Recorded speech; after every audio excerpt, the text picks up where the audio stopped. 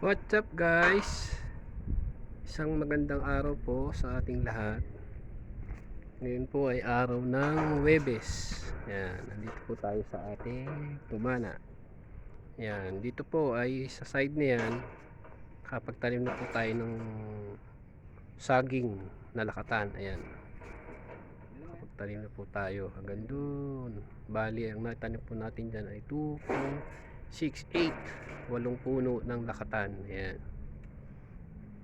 Tapos dun sa kabila, ayun, naglagay na rin po tayo ng papaya, yung aking pinaugatang papaya. Ayan, 4 na puno.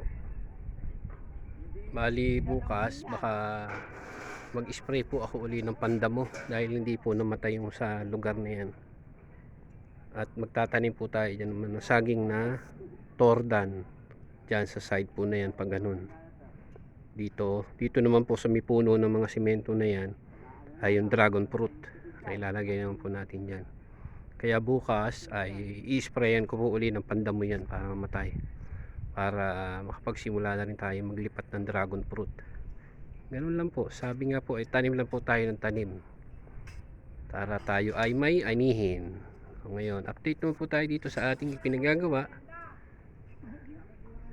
Ayan, ayan, dito po sa loob ay medyo finish na po siya. Ayan, may hagdanan na po siya, makinis na din yung loob. Ito na lang labas ang aayusin. Ayan, dito na lang sa labas, pero sa loob almost finished na po tayo sa loob. Nakinis na siya. Ayan, may hagdanan na. Sabi nila ba't daw ang haba ng hagdanan na aking pinagawa? Siyempre para tambayan, kasi mahirap naman yung nakatambay ka dito sa loob na nakatayo ka, mga ngawit ka dyan, pwede ka maupo habang nakababad ka sa tubig. Ang inisip po dyan, para kasi siyang jacuzzi style, di po ba? Habang nakaupo ka, nakababad ka sa tubig, di ba? Kung dumating yung panahon, sabi nga at tayo ay palarin, baka palagyan ko po yan ng bubbles, yung bumubula, tapos palalagyan ko din siya ng ilaw sa magkabilang gilid. Madali na lang po yun kung sakasakali. Ayan. Tapos ito nga po update natin. Ayan, nakakabit na yung ating solar panel. Ayan, nakakabit na ngayon. Ayun, nandun na sila.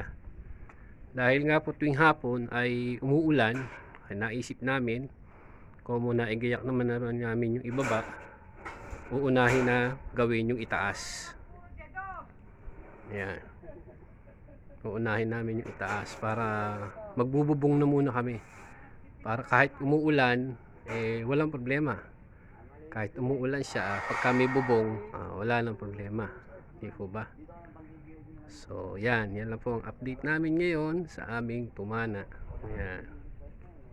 So yan lang guys, sa mga bago lang po muli sa aming channel, pa-like and subscribe na lang din po. Sabi nga po nung iba, hindi ko naman po ikayayaman kung ako inyong tutulungan sa aking channel na i-subscribe na rin po para matulungan nyo rin po ako. At kung dumating yung panahon